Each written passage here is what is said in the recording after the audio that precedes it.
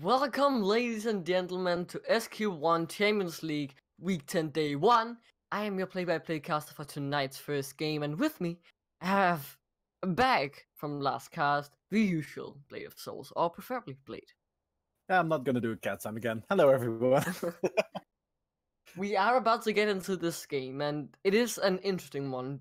We are gonna see the first game we've seen of three Krugs in 3 weeks, I do believe it is. They have been FFing their last 6 games, and that's a bit of yikes on their personal standings. It has taken them out of the playoff contention, but there's nothing stopping them from trying to play spoiler up against the boys from Seadogs. They're trying to get that playoff spot they can secure today if they take the win against an enemy later today, and winning this game is going to be very important for them to just make sure that playoff spot is solidly in their control. Yeah, definitely. And I mean, it's sad that Free Krugs has lost. Lost under quotation so many games because they had to FF. Even I don't know the reason why they had to FF that many games, but it was just unfortunate that that was the reason that they went out of playoffs. Because if you just look at the team was actually doing pretty well before all the FFs came. And yeah, there were matches that the macro wasn't as good, and that's why they lost the games that they did. However, the games that they won, they always stormed the opponent. There was never even, I think there was 1 or 2 close games, but for the rest, they always did so well. And they were one of the favorites coming in to make the playoffs. So it's sad to see them go. Yeah, I do actually believe Punk, where he says there is a way for them to make playoffs. Oh, really? And this might be true. I am not sure. There's a lot of things going on with her now. Korean Beat being disqualified as well. All those wins are taken away from the teams and put into draws. So they are basically games that are avoided, and they don't count for either a win or a loss. Yeah. And this means, if I am not mistaken, Free Krugs are playing against 2 teams, or they have theoretically played 20 games, but they can't because some of the teams they're going to be playing, I think maybe this week or next week, have to if their games because they have disconnected or true. They have disbanded or whatever they have been doing. They have withdrawn from the tournament, we can say. And all of this coming in, it makes the playoff calculations a little bit different. So I am not sure if they can get into playoffs yet. I do believe there might be a very, very slim chance. But it's like having one specific option. It's a bit like when Rogue had one, like out of 10,000 options left to get in. No, definitely. They still... Okay, so if the math works out, they still have a chance, which does mean that they can still get in, even though they got so many draws because they had to forfeit. This will show them that they can be a team that will make it. If they can do this, if they can be this strong, if they can actually fight the odds and have that tiny sliver of chance work out for them, then they will probably be even higher held in regard because they went through with such a small chance. It is like finding, that tiny thing in a haystack. Yeah, a needle in a haystack. That's how you say it. Brain fart, but either way, we're about to get into the game. There are some unfortunate circumstances in this game. Henches and the boys, known as Seadogs, they are having 2 emergency subs known as Liquid and Exile 2. How these players play will be interested because they have big roles to fill from Nidderlift and Tenso. A long name, I can't really say in my head. I'm sorry, guys. Wait, which one can't you say? Let me try to say it. It's a Tenete Moniso. Wait, what? He is in the starting roster in the public sheet. Isn't playing today. Oh, he's in the public sheet. I was looking at the names. I was like, wait, I don't see that person. What is he? I was about to say, because I would have expected you to say like Soap or Toby or Slednax. Like those names aren't that hard. The hardest one is probably Philister. Oh, they're easy. They're easy, dude. Yeah, no, that's what I meant. Like I was so confused. Like, wait, why can't you explain that name? What the hell? But yeah, they had to indeed have 2 emergency subs. If I'm correct, we don't know what happened yet. We'll probably hear it soon. I doubt it will be something like detention, because I know the ages of SDS. Oh, you keep mentioning detention, Blade. I love detention, dude. I love it when people go like, yeah, I have detention, I can't play. I'm like, no, but that's the saddest way to lose a game. That's the sad way to do it. Just watching from school on your mobile phone, like, come on, put me in. I can do it on School Network.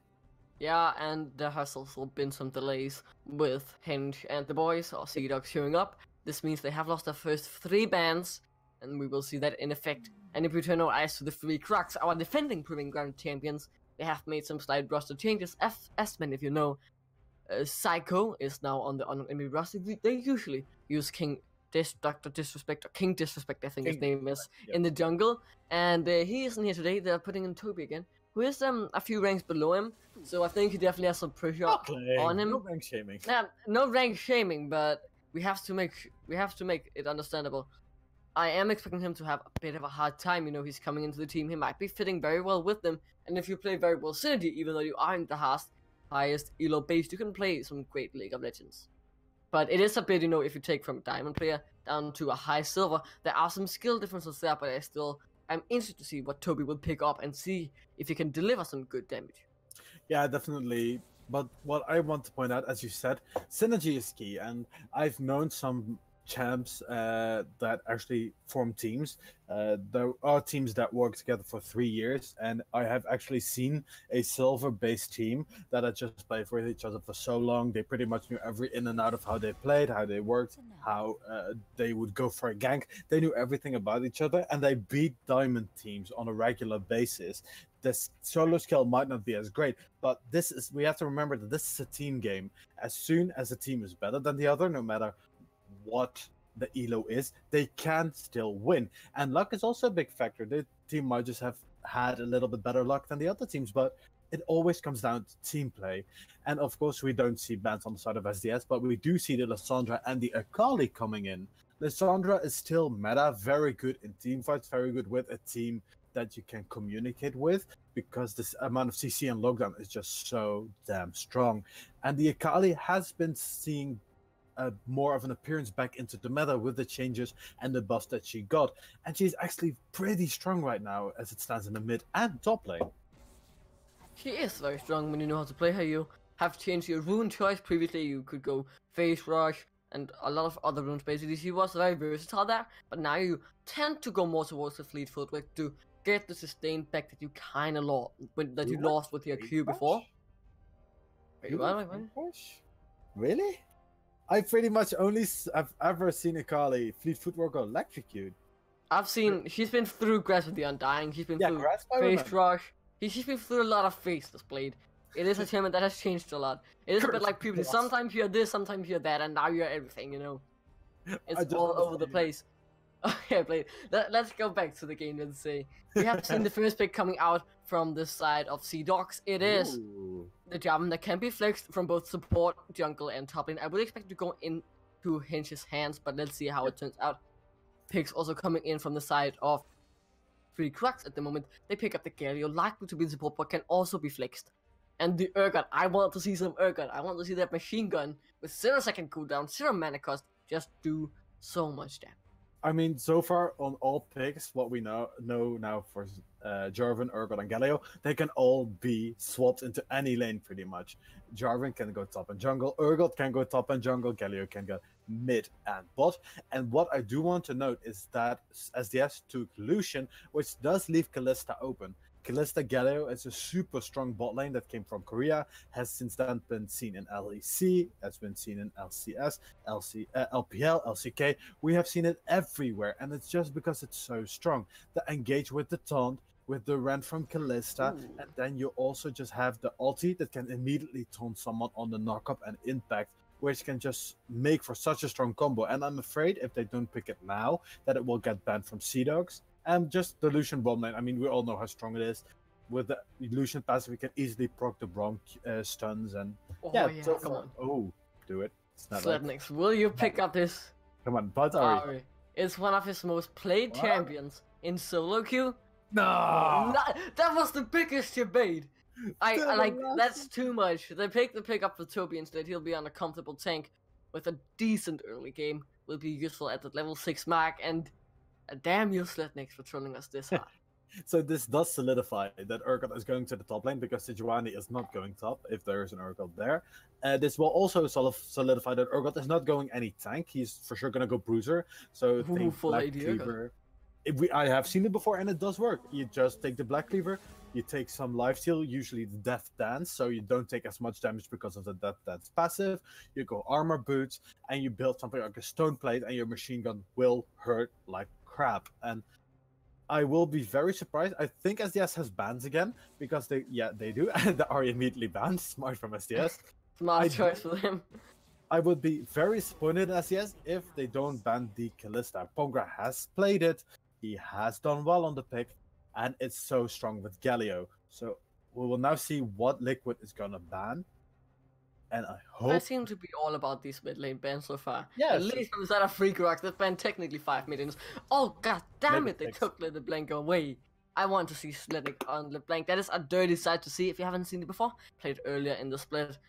And you know, for those guys who love seeing beautiful mechanical there it plays, is.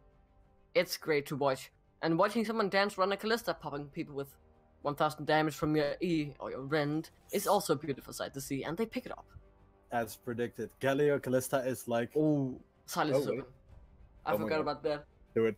Please do it. They do need Jarvan to go full tank in the jungle if they pick up the Sylas, because Sylas cannot tank as much as you would like him to. He's a great AoE champion, but for the rest, he's not that useful. He can get picks a lot. He's great in teamfight, especially with the Sejuani ult, the Galio ult, the Kalista ult. There are so And many. the Urkan ultimates ult. to be That's good so to many good ultimates to steal, but they do decide to go for the Oh, I On like the instead. Ornn. The Silas pick could have been very interesting because It it can was still a be strong picked flex mid. pick. Yeah, it can still be flex pick because it's such a strong flex pick, especially Hinge. It is his most played champion in solo queue right now. Don't do this. Don't take the Malzahar. That is a point on. and click CC, you know. That can definitely shut down something like a Kalista. It's good, but it's not entertaining to watch. So, oh wait, this is yes. Does he have the Kogi skin? That is my question. Exactly. That Because was what I want to see some shaking Quick about it. Kogi booty when he flexes on Free Krugs. So there's one reason why I love this Ornn pick on the side of SDS. Ornn is a champion that can help you excel in the late game because of the items that he can upgrade. And with someone like a Lucian, with something like a Jarvan, your early game is what you want to abuse, and you have the Corki for the mid to late game. With that Ornn pick, they can help Lucian get stronger and be more of a carry towards the mid and late game, and keep Jarvan also more viable with the amount of upgraded damage that he can bring. And of course, the Echo. There's an interesting pick. Like has a huge carry for this team. Echo is one of his more played champions, not up in the likes of the LeBlanc and Ari, which Seadogs understandably took away instantly when they had the opportunity to do so. And they decide to go for the Echo, who can be very strong in both the side lane and also team fights if he gets the big stun. Also has the chrono break. If he's a bit too far forward, can say, guys, see ya. I'm out of here. Yeah, it gets a free teleport heal, something in the middle. But I do want to check out the bans that came out from SDS. We can see the Ari and the LeBlanc, which tells me they did not want anything that has a dash or a jump. And that's one of Corki's biggest weaknesses. Corki wants to keep you on a leash, wants to keep you in a certain range point, whereas if you can dive, if you can jump, if you can do whatever, Corki is going to be at a disadvantage. So as I said before, things like Ari that can immediately use this Spirit Rush and dive in. Things like LeBlanc that can use a distortion, and even Echo that can use the E to jump forward into the Corki and do a whole bunch of damage, and can just escape out of a full engage by the Corki with the ulti. So mid lane is going to be at a disadvantage from around level 3 or 4 by the Echo. Obviously, when you hit the late games back, the Corki can strike back. Oh yeah, in a big way. That Corki late game package can do incredible amount of damage. You do have a bit of both sides of the coin when you go for early and late game. And inside of Seadogs, they did take the early laning phase for the bot lane. Lucian, if he gets very far ahead, it takes a long time for him to fall off, but does in the late game fall off quite heavily. Kalista as well falls a bit off, but Corgi is just an insane late game scaling pick. And if you play out your mid game and your early game well, when you hit a 3-item power spike, your damage is so good. It's oof. Yeah, Corki damage is always nice, and the only thing we're waiting on now is, will it be Corki or will it be Arcade Corki? Because those are the skins that we love to watch, but especially Corki. It's a skin that just came out. It's very popular already because, come on guys, it's the Corki. I mean, who doesn't like Corki? I personally think it's one of the best designed skins in the game. It's a Corgi on Corgi. It is up there with it's my second favorite skin, I would say. My number one is still Snow Day Bart. Those penguins are too cute. Yeah, okay, I guess. Now that Bart is very up there, those penguins are adorable, but I don't think Corki is one of the better skins in the game. It's good, but it's not up there in my opinion. I think something like Dark is a lot better in terms of graphics and more serious. Corki skin is very well done, but more in the joking fashion. They could do a bit more tongue-in-cheek, where as with Dark it's more serious, the graphics look better, and Corki is more like Brain Boys and Chew Toys, which I get, it's an April Fool's skin, but not maybe my whole style. I see you're not one to debate skins with. You clearly are in the wrong mindset there. Hey, we're gonna have to. We'll talk about that off air. We are turning our heads into the game 30 seconds until the Champions Select has been done. We're going into the loading screen, and it is 3 Krugs who have maybe one possibility to get into playoffs. And if they lose this game, they're done. They're dusted. And they can also try and play spoiler here to try and miss a bit with Seadogs. Seadogs needs to win one game, and it will have to be the one against an enemy to secure a playoff spot. But getting this just solidifies yourself. They're playing with 2 emergency subs. So let's see if they can come out on top against our reigning Proving Grounds champion, who we haven't seen in so long. And what does 3 Krugs have in the tank? I mean, SDS just needs to win one game, while 3 Krugs cannot lose a game if they want to have a chance to make that the playoffs because of all the matches that they missed. So SDS, I know they have still a few matches to go. They can be like, okay, we just need to win one. We have 2 emergency subs, so we might not win. We do want to win, but there is a chance we don't make it. And that's fine. They still have the next match. But for 3 Krugs, everything is on the line right now. If they don't win, they are going to be even further behind. Their chances are going to be even more slimmed, and they will go down a lot easier than Seadogs. 3 Krugs have no games next week. All of those games have been done to be avoided. They're playing against on Ilolos Gaming and Korean Media, who have both withdrawn from the tournament, so they can't get any wins there. They have 2 possible wins left, which would put them at 7 wins. If they have the head-to-head record against Seadogs, that is the only way they can get into playoffs. So let me check quickly if they have that. They don't. Nope. They lost the first game of the season against Seadogs, and this means that if they don't win this game, there is no way for them to get to playoffs. Because if they tied up, they will have one possibility to get a tiebreaker. That is the only possibility they have. But if they lose, it's done. It's all over. As I said before, they really need every win. And as we got on the riff now, I do want to point out some interesting things. So we see Sir Hench actually having the Conqueror on Jarvan, which we don't see as often. Electrocute is the standard pick with Jarvan. You can get the leap, you can get the insta burst, because usually you use your E, your Q, and your basic attack that usually procs an electrocute. For the rest, it's kind of normal. Kalista using Hail of Blades, which with the change is very good for her. She can immediately get 3 spears down, empowering the Rend even more. Echo losing Electrocute, all normal, everyone normal except for Jarvan, which makes me think, is it intentional? And does he go Assassin Jarvan, which he builds full lethality and just wants to one-shot someone like the Kalista, who Jarvan is great for getting to the backline, so that can be a very valid reason why he did it. Or is it maybe a mistake, and did he mean to go for the Electrocute? What I have generally seen when people have picked this Conqueror on Jarvan is to go for more of the tank build. Because when you go for that full tank build, you get the time to stack it up when you don't die in 1 second. And to me, this just shows that he more wants to play this full tank Jarvan. And that is what I am expecting out of him, especially now that he has taken this Conqueror rune. Also, let's quickly mention, Exile has let us down. He is playing the Dragon Wing Corgi, even in the arcade. No Corgi bubble butt today. That'll be left for another game. Yeah, and actually I didn't know that about Jarvan, so that's actually... for a moment I thought Hench was one of the opposing team. I was like, are they gonna roundabout invade? But nah, it's what we expected. And if I'm looking at the team comps, Ornn will be very tanky of himself. I would be very surprised if they would go full tank, because that means that the only carries on SDS would be Lucian and Corki. While on the other side, Soap is going to do a lot of damage from level 9, because that machine gun will be turned on permanently. So that next can easily get to the backline, and if he's fed and if he has some items, one-shot Philister, or even Exile, depending on how fed he is and what items he has. And Conqueror can easily evade someone like the Corki. Yes, Lucian has this dash, but Conqueror has a million mini dashes, so it's also going to depend on how is Hench gonna build? Because he might be one of the early game carries. He needs to make a move and preferably bot lane, because mid is just needs to farm, and mid won't get a kill before Exile hits level 6. Because Hench needs that Cataclysm. That next can go out way too easily. It can go out way too easily. I'm interested to see how he will play it out. These junglers do this a lot in the early game while they are ganking. The top lane will just be a farm fiesta.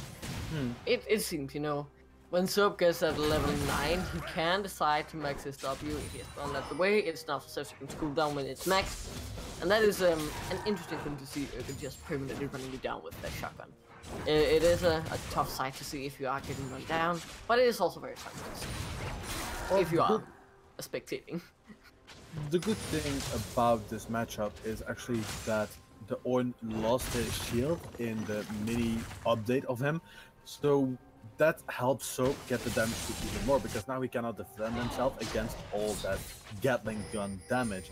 And I'm really I think top lane is gonna be a real point of interest, especially when, as I said before, Urgot's hit level 6 and the permanent machine gun becomes enabled, because mid is just gonna be a farm fest till either Echo hits a certain mark, which tells me around level 5 probably, when he has the extra damage and can burst the Corki down a little bit faster, or when bot lane gets ganked, because otherwise bot lane will just be pushed in because we lose the advantage in the early game.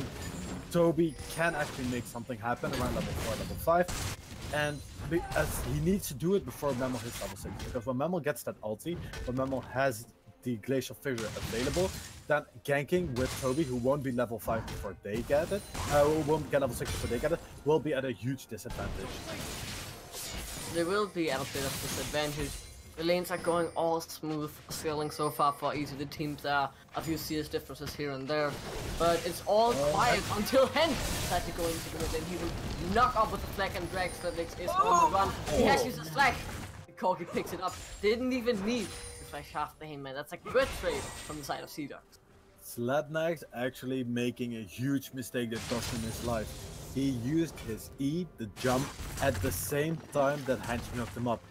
In response, it cancelled that E, and it made him not be able to move away. He should have waited a second till the move had come through, and then E. That would have saved him his life. That's just that little tiny bit of extra carefulness that he should have used in this matchup, because someone that's on the Jarvan will have so much more mobility, and if a knockup hits with someone like a Jarvan, the chances are high that you're gonna die without using an escape. And the range of course is actually pretty big in terms of Slednax, because Slednax is close range, so you cannot escape if you don't have that available. He was just forced to run. He even used his flag, and he got nothing out of it. He just died. That is a hard thing to do. Or it's a bad thing when you're in this lane where you want to try and get ahead early with your good trading. But this Corgi is now 1-0 up. Oh yeah. And that is not good when Corgi hits this late game scale. You don't want 4 behind a Corgi, or it will be kinda over, let's say it like that. Yeah. That's not to anything too mean, but it is very tough getting behind a Corgi. If you get behind, it's gonna be such a tough road to get back, because he just snowballs so hard when he hits his icons. Yep. He crits for 400 damage, like, woo. I mean, he doesn't even need, like, over 5 items. As soon as Corki hits that Infinity Edge, has that Trinity Force, that's already a point where you are gonna be in trouble, because the mixed damage of Corki will be so strong already at a 2-item advantage, and this Slednax seems like he isn't able to fully keep up. Yeah, Slednax, a level lower, he's fighting in the mid lane, almost gets dropped there. A Valkyrie away from Exile to get out of the big stun. It's just, he won that trade so hard, and it's tough to Slednax. Yeah, I'm surprised Toby hasn't tried to punish Exile more, because there has been... Oh, wait. The bot lane is fighting pretty heavily. The concussive blows have been gone onto both Pondra and your support, and none of them gets completely stunned up. Now, as I was about to say, I'm surprised Toby has not done more in the early game, especially like Broadly. I expected him not to do a lot, because Lucian is very strong in the early game and they can punish with someone like a Braum. However, if we look at the Corki is not a good early game champion. That's pretty much known fact. He's pretty weak. He can be with a good gank, you can easily be killed and be put behind. And as a jungler, you want to put a hyper late game carry like Corki, like Cassiopeia ahead, behind as much as you can in the middle, in the early game. And someone like Sejuani, as soon as you hit level 3, you can make someone. Oh, the volley is going in. Everything is basically being used here. A heal from Pronker to make sure your support is alive. A small skirmish there. Pronker does some good damage back onto Filster. And the trade ends quite evenly. I just want Toby to be a little bit more reactive. If you look at the wards that have been placed, there has been no high amount of defensive wards from him. He has a vision score of 2, which is even with the AD. While as jungler, he has gone back once. You want at least have a vision score of 3 or 4. If only if it's with a control ward and just a normal ward to get some vision in the opponent's jungle and get some idea of where the jungler is going to go and where he's going to be. And he has pretty much only been farming and I think maybe waiting to level 6. So he has his ulti, the Glacial Prison available. But that's still so long for him. He should have been proactive a lot more in the early game and try to keep this Corki down. They have tried to keep this Corki down. His has been trying to be lane dominant, but it failed, and now Toby's even gonna get another good dawn into him, and Toby will likely fall. They can cause a blow, needs one more hit. This might be a bit too far forward, might go down to the turret. Yes, he will, as Toby picks up one hit to his defenders, and now they're fighting in the bottom lane. This Pop misses the Justice as Exile drags another way, so hence tried to do it, but he didn't. Fully as Exile had the Valkyrie to get out. So this is a little bit of an overextension from Serhant. As soon as they saw that they wouldn't be able to get him, they should have left, because they tried to chase for a little while longer while he was on the turret, which allowed Toby to get a return kill. If they would just have ignited him and immediately walked away, it would have been a kill or he would have been low. But because they stayed so long, it made it possible for Slatnax and Pongra and your support bro to just fight back in their jungle where they have the advantage. And with someone like the Galio that has that farm available, and the Kalista that can slow you even more, your flag and track won't be able to save you a lot of the time. The turret does a lot of damage when it gets a few hits off. Oh yeah. It's from like a decent, yeah, you're fine, but when you hit that when you get it by that third hit, it's like, holy moly, what happened here? Now you gotta take 450 damage from one turret hit. And Mammal experienced that, we could say the least. That was tough from him. Basically only died to the turret, and then Toby picked up the kill. I think his W plus one from him. But Toby, talking about him, has also hit his level 6. He is now ready to go in with the Great Glacial Prison wherever it is needed. If they decide to use it in the mid lane, I don't know. It's all where they want to play around. In the bans at least, they played around that mid lane, banning 5 mid lane champions away from Exile, but he has been able to get on this Corki, and he is doing wonders so far this game. By the way, you said that he might have hit VE on Memel to kill him. Did you know what killed Memel? It was the blue smite from Toby. He smited him as soon as he dived under the turret to keep him slowed down. Because as soon as Memel entered the turret range, he was full health. So that one smite and a little bit overextension from Memel and Serhant killed Memel in the spot. Yeah, that's sad death. Basically almost only turret damage and a blue smite on your face. Well played by Toby, you have to say, for like getting that overview of the situation, feeling like, okay, wait, I need to get back and get the smite, so I get the kill and it's not an execute. Makes the gold more worth it into his pockets, and I think Toby's doing fine, but he needs to find a gank soon with the Glacial Prison available, because Hint has been all over the map almost, except for the top lane, that is obviously an island. And now talking about ganks going in the bot lane, your support by using the Justice Points and tanks of a whole lot of damage. The Kalista ultimate back in, a good fight away from Filter, from Prongra to make sure he doesn't get hit. They might win this. They might actually win this fight because here comes the parallel converting as the and the army's moving in. The Glacial Prison hits onto Mammal, he's gonna get taken down. Philstein and Slayhand has to run, and here comes Liquid. The on-horn has been called, but will it be enough to identify? The Cataclysm has been hit on the Prongra, but he is dancing around the fight. Liquid will bluff, Slavic picks up one more, so Hent is running for his life, but Corki is in the backline now, and he might clean him up. Here comes Toby, he's gonna fall, he's dead. Will they turn it around actually? They might. The parallel conversion said no, and Aesthetic will fall, as Seadogs win the fight. It's an all-out skirmish, and Soap is just sitting in the top lane wondering where his team went. Oh, that was such unfortunate timing. Soap, his teleport was down, and this fight was good engaged from SDS. They soloed some members out, they had the advantage, but as soon as Slatnax came down, while Exile was still farming in mid, they were able to turn it back. Exile had not gotten to the bot lane, this fight would have looked totally different, and Pongra would have survived, Pongra would have taken down Sinister, because with Rent, his burst right now is a little bit more than the Lucian can do in a 1v1. Lucian was low on mana at that point, he could probably do a dash and a Q, but that was all he could do, while Pongra still had so much mana left available, and this is just purely teleport advantage. Liquid bought on time for Exile to go to the bot side and actually deal that amount of damage. And this is now a 202 Corki who has the Trinity Force finish. Well, if we look at Flatnex, he doesn't have the hashtag portable finish yet, which he does desperately want. Oh, and that is a scary thing to be against. And you can also see Exile just abusing that a bit in the mid lane. Going on towards him, and like I said, it's now half health. Parallel to the point can heals him up a bit. But all that damage, rocket, and Toby might be caught out, no break the question. I think he to get away. The flag and drag fans from him and put it on the terrain. And now Exile, not bad from Slatnix, but not too much damage is given out of him. The phase dive and the time wind that doesn't do too much. Slatnix almost has his chrono break up, but I don't think it will lead them to a big fight if they decide to go for it. A great cancel actually from your support onto Sir Henry's flag and drag, and now they are forced to run. Slatnix though quite low. Might get stunned by the concussive blows, and here comes Exile. He's gonna pick up one more kill. No man will take it in the air. Flag and black. His Conquer, and he's gonna drop. King comes mechanic. He is locked inside. Okay.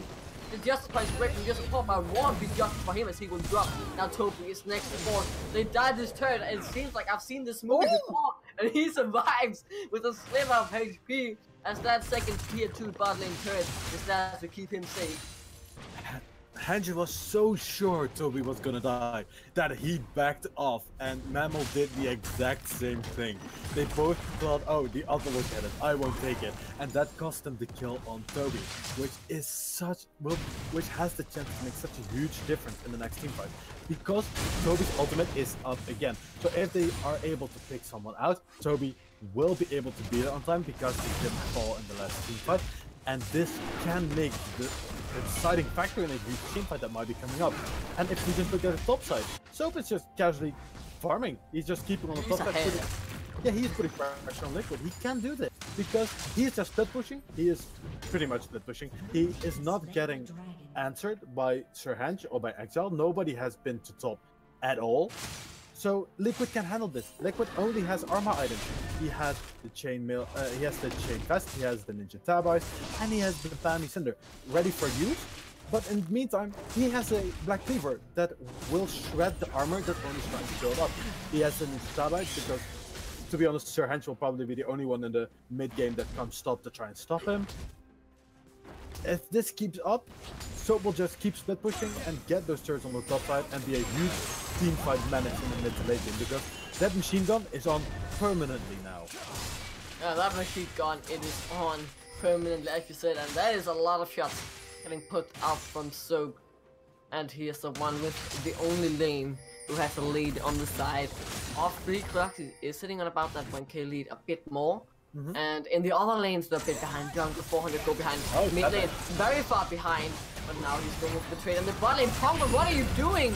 He is getting caught under his own turret as he tries to 1v1 Fizzler. But here comes the good combo from Mr. Popper. A 2-man Justice Punch into the Winds of War, but there's not quite enough damage.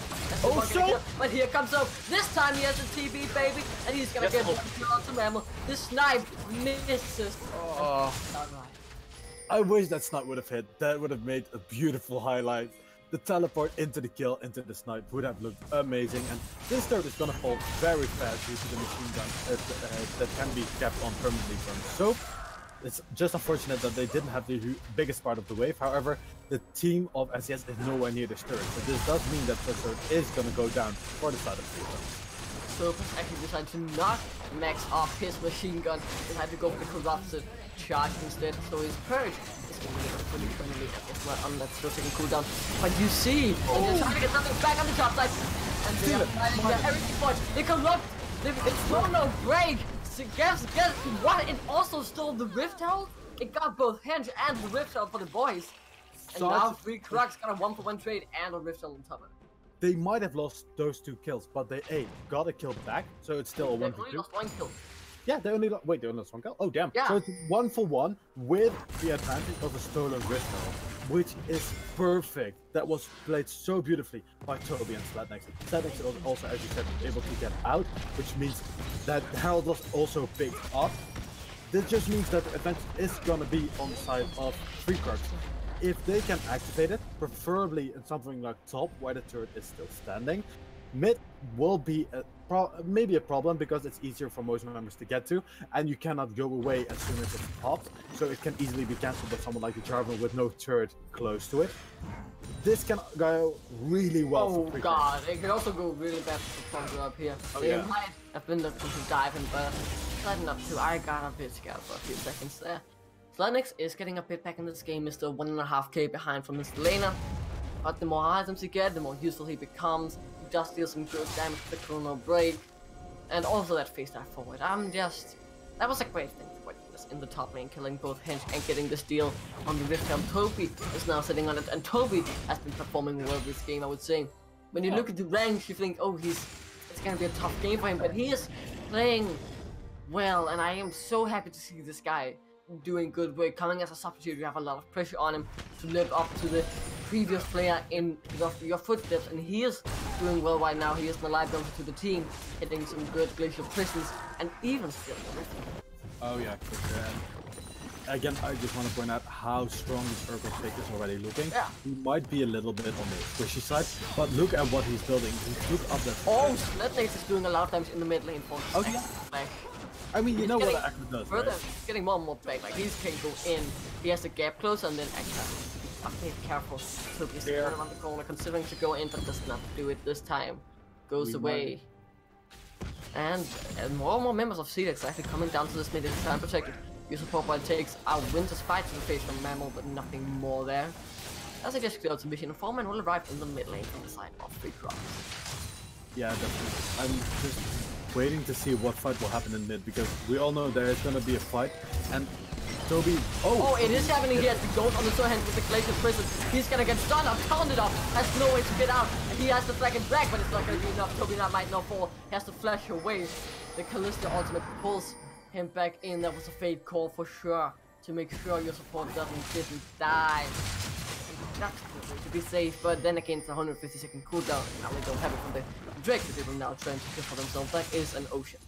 But they still have the advantage. If SGS tries to contest this Drake with someone like Braum and the Lucian, they will still be at a huge disadvantage because your support rock is still alive. You can easily dash into them if Lucian has already used his little dash, and that will put so much pressure on them, because that will be a 4, maybe even a 5v2, because Sophie is in range to help them. And so far, this has been beautiful macro play on the side of Free Krugs. However, I feel like SES might be overextending a bit or getting a little bit anxious. Well, they should just hold it, and should just be focusing mid. They're trying to get a score get, which he has done. The Ornn allows them to go to the late game with the upgrading from the items, and they should just hold it carefully, either focus the Urgot or the Echo, which in my opinion should be the Urgot, because Echo can get away way too easily using the ultimate or the E or even the flash if you have it up, and try to keep the carries down as much as possible. We're 20 minutes in game. There's a small goal lead at about 2k in the favor of Seadogs, but it's something you can feel too much when we get to these fights. These fights are close, they're intense, and it's all about who plays it better. And that last fight, it was Free Krugs who did it. Now the Rift Zone has been spawned in the top. It's almost out of time. Slednex will try to defend it, but it's a 2v1. It's still and he's going to man with the face dive, and the Herald conversion decides it wasn't what he wanted, and it's a Chrono Break. For a moment, I thought they actually would make something that has been seen from Korea right now, which they only take the Rift Heralds to trap someone. They're gonna put it in the lane, they all check the bush, they hide in the bush, and they do a Fnatic death trap using the Rift Herald as bait. If they don't respond to the Rift Herald will just take a free turret. No harm done. If they do, at least a few members will die. Oh wait, so he's getting engaged on here. Here comes the hero's entrance, and it is a hero entrance from your support. Indeed, as Headforce once again.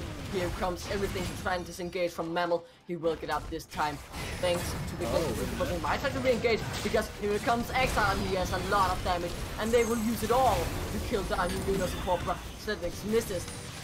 the time wind and they have to back up Ash. And here comes the Urgot. He's very strong. As the fear beyond death. Exile is half health. Might be able to snipe him now that it does more damage. The corrosive charge hits onto Exile. They can ignore, but the honor has been blown onto Pongra. They want to kill him, but Urgot says, no, don't do it, guys. My squad. Seadogs gets taken. No, he will drop as member forces, but a huge fear beyond death. Fears of everybody as close as flash. Wait, the Ren brings him down as there will be another kill from Soap, and this Urgot is running rampant in this fight and getting 2 kills. This Urgot is so far ahead. He has 212 farm. He has the Black Cleaver and the he has the Death Dance available to him, which makes it already so hard to take him down. This Urgot will just keep on doing more and more damage as soon as the game goes on. And he had a perfect engage. He could just slide in to pretty much 3 members of the team, knock someone back, and get 3 explosive charges from his legs off on members of the opposing team, which do so much damage at this point, especially because he's doing that 80 Urgot build, and just go rampant with the machine gun and the corrosive charge. This is just premium Urgot play right here. It is the premium Urgot play, to say the least. That's actually a great name for calling Blade. It has been very good so far.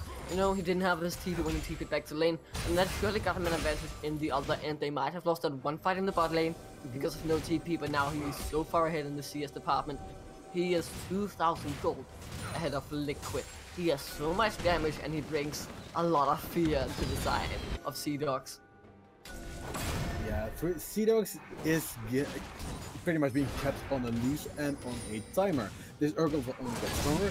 Yes, they have some scaling in Corki and with Horn upgrading the items, but Echo is gonna be just one-shotting someone like Philister in the mid-game if Philister doesn't build any resistances. He did build the Black Cleaver to keep himself alive a little bit longer and to help against the tankiness from other members like Seadogs. However, he can still get one-shot so easily by someone like Sledneck, by Pongra, who will be stronger in the mid-game around 3 items than the Lucian. She already picked up the Renowned Hurricane. She has the bulk ready with the upgraded boots. If she gets one more item, maybe something like a Rage Blade, she will be so much stronger. And not only that, they will have priority over every dragon and every baron if she is alive and they started. It's only due to the amount of rend stacks that she can build up at this point. You need more rend stacks to do a lot of damage to the objectives recently with the Callisto changes. Now it is 50% damage, but if you have some time on your hand, you can have so many stacks and that is so much damage. You can pop, and in combination with that smite, it is just a big threat. It is a bit of a mini ultimate from the Feast from Cho'Gath. So it has a lot of possibilities with it. Can be used so well. And so far it has been used well from the side of 3 Krugs. Seadogs will pick up this opportunity make to try to keep himself a little bit more healthy as Henge is taking it down. They might go on to Filster here, it seems. Here hits the Glacier Prison, and it will be enough even though if he uses the Cleanse. Or not the Cleanse, the Sash. It wasn't the Captain Jack, so we did have some time to stand still, and that gave them enough time to pull in your support bro with the Fate's Call. Yeah, definitely. And again, this is where Kalista shines, taking objectives and keeping members out. If you start an objective yourself and you have a Kalista on your opponent. Wait, they are still pushing forward. A 3-man taunt. That is great into the Justice Punch. They want to kill them Exile, but the big package gets them up. Pongra is doing damage. Pongra is doing his work. A fear beyond death. That fears up the one carry they have left. And now they will try to win the fight. Pongra might drop as Liquid does some work. And Exile is the only member surviving from Seadogs as Pongra almost falls. So with that to do some damage, the Ian with the shield, the fight is not quite over yet. As now Toby dives forward, slows down Exile, but he will get out. This again, beautiful play, this time by Pongra, Soap, and your support bar.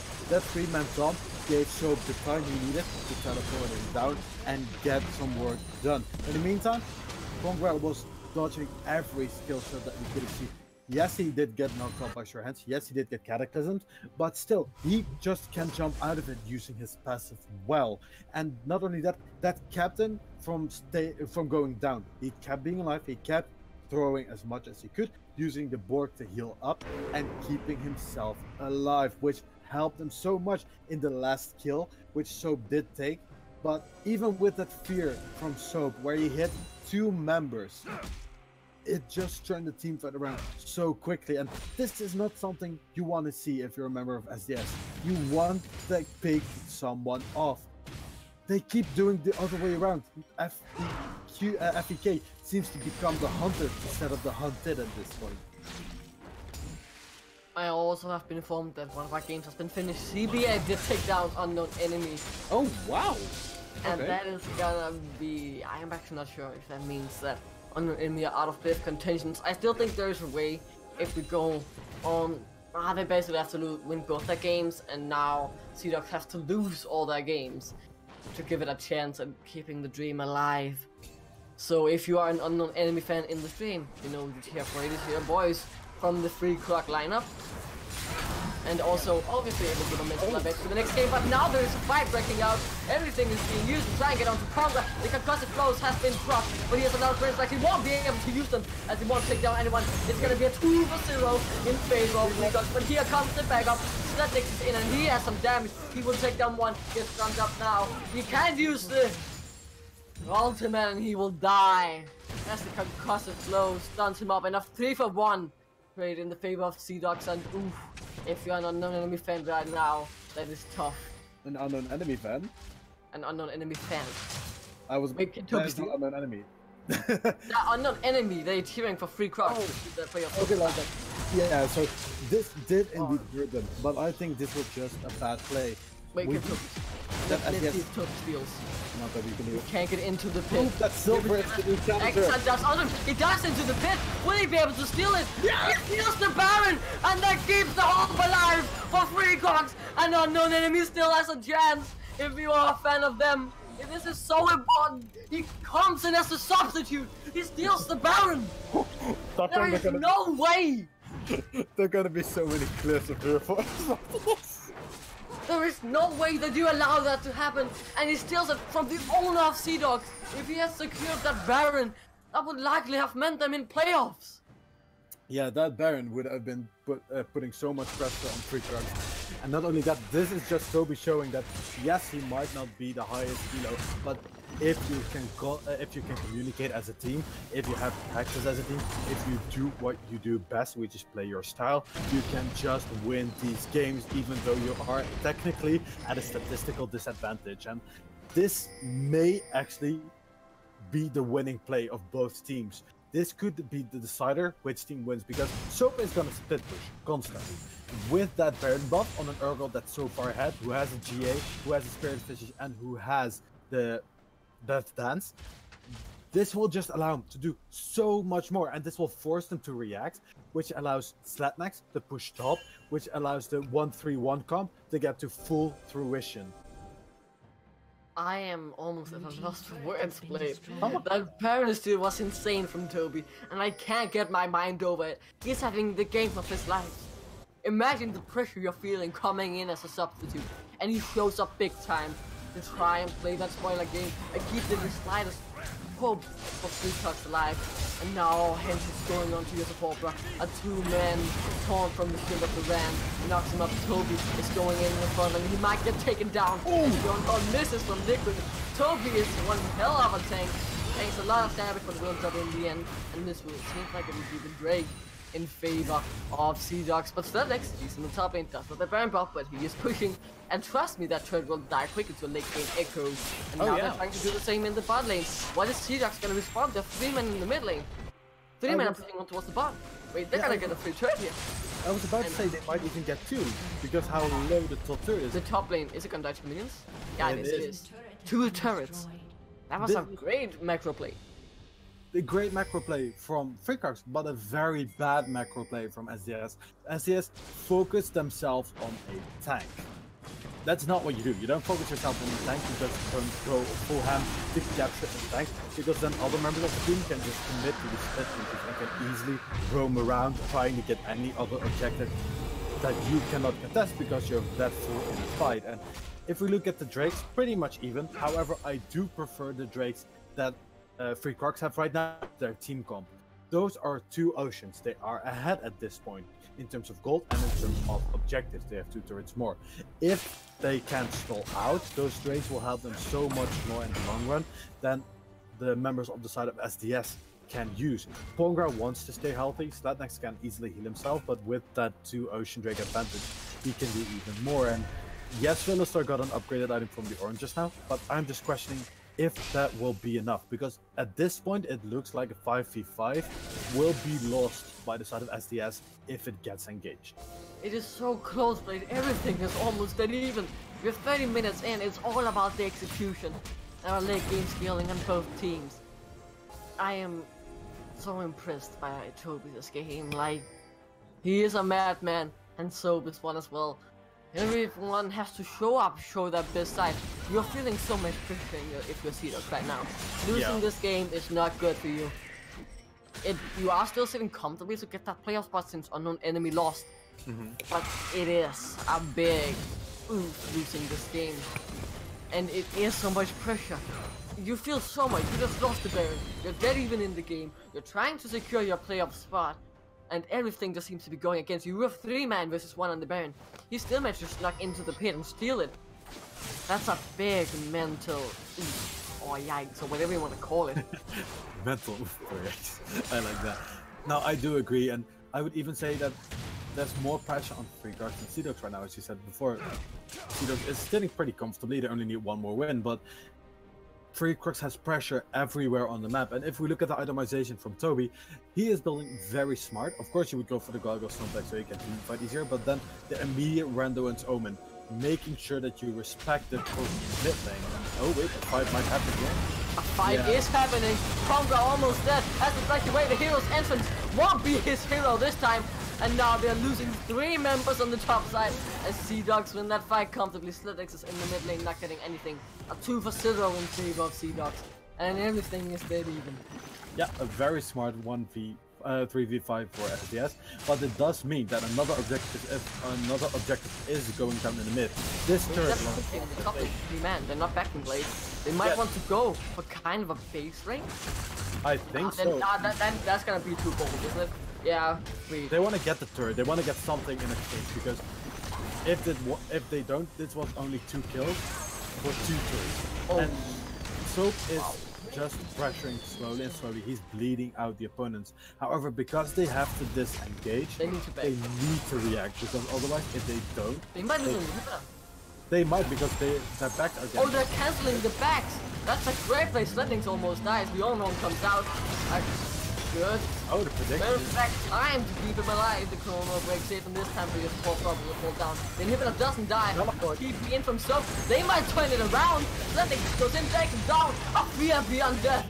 Feels of exile as he falls, but he will get 2 in return.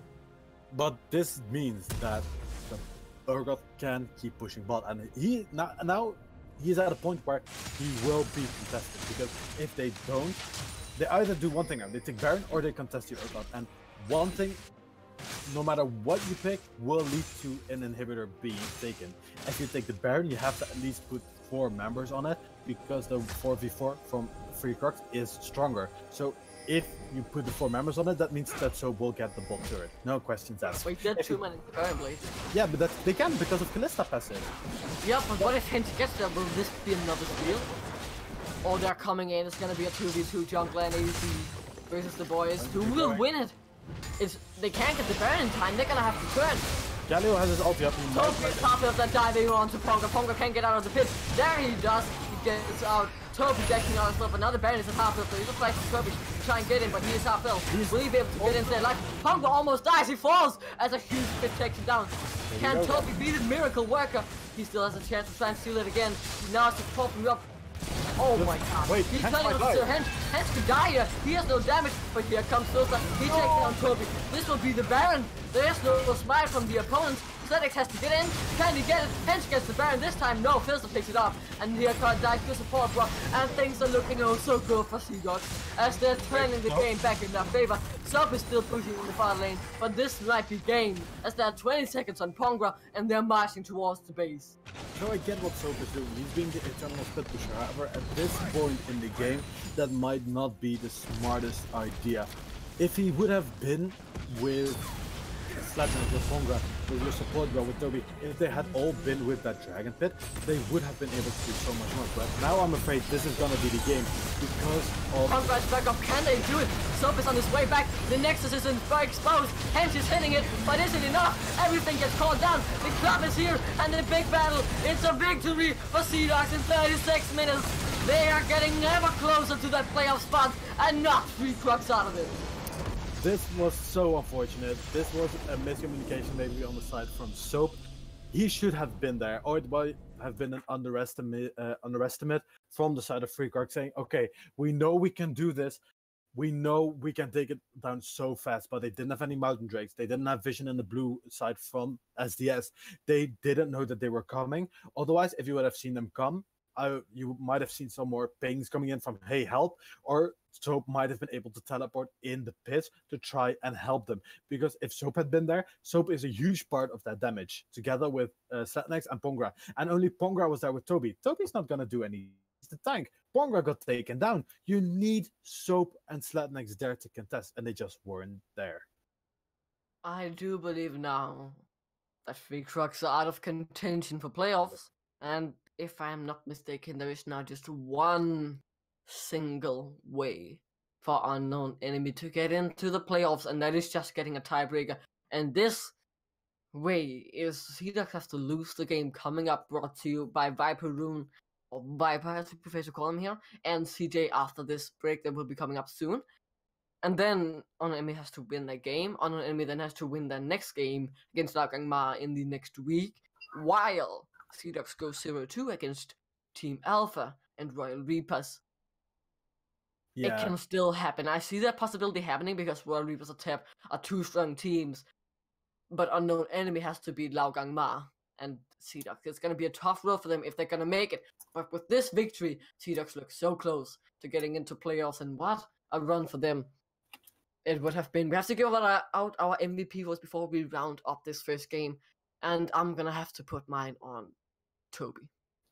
I agree with Toby. He came in unexperienced. He hasn't played for them yet. He was an emergency sub as well. He hasn't, from what I've known, we haven't seen him play, at least with the team yet so far. And he did great. He kept up with the pace. He stole a Rift Herald. He had a chance. And a Baron. And a Baron, indeed. He did so much work for the team, and they would have lost so much quicker if he hadn't done that. So, indeed, props to Toby. Props to Toby. What a man. What a play from him. It is tough to see them lose a game in such a way, but well played. To the side of Seadogs, they kept their head cool when it mattered the most, and that picked them up the win. In the end, this was it from me and Blade this week. Next game coming up after a short break will be Unknown Enemy versus Seadogs. The winner of that gets playoff. If Seadogs wins, they get playoff. If Unknown Enemy gets it, they keep the one possibility of them getting in alive, and what a run that would be. But Seadogs are looking strong. So let's see if they can take them down. That will be brought to you by Viper and CJ. But before that, we will have a break. Thank you guys for watching, and we'll see you guys later.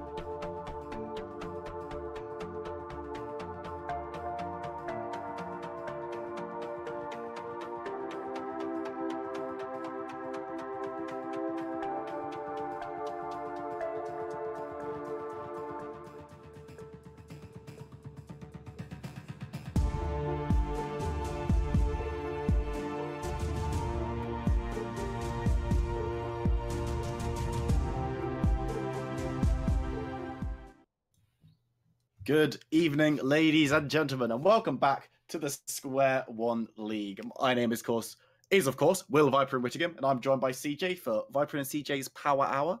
CJ, this is a big game. This is an exciting game. How are you feeling about it? Well, I'm gonna have to step it up a gear, I think. If this has graduated from happy hour into a power hour, I need to up the octane somewhat. Honestly, coming into this, I'm feeling a little bit more like somewhat of a grayscale caster, less of a color, because I've been kept late at work today, rushed all the way home just because I did not want to miss my opportunity to cast another SQ1 Champions League game. But you've been around here all day. You've been on the ball, in the know. Give me a rundown, mate. What's going on? Where are we? Who's playing? What's happening? So what we got UE versus Seadogs. 5 of the playoff places are locked in already. They're sorted. They're hard in stone. Seadogs and UE are the last 2 teams that can make these playoff spots.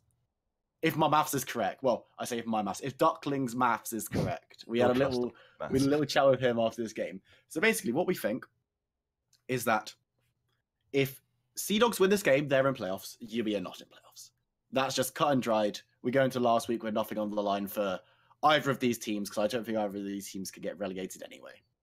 If UE beat Seadogs today, then the spot remains open going into next week. And if next week Seadogs lose both of their games versus Team Alpha and Royal Reapers as we jump into Champ Select, which could happen, it's possible. And Seadogs you would say Seadogs are weaker than both of those teams.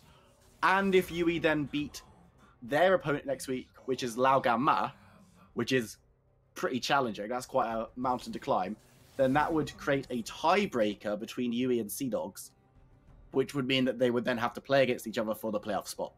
So it's basically, the long and short of it is, if Seadogs win here, they go into playoffs. If Seadogs don't win here, they probably go into playoffs, but it still gives UE a chance to keep the pressure on and bring some tension into the next week in terms of playoff places. Yeah, UE with a chance to complete that anime redemption arc there on the track of right now.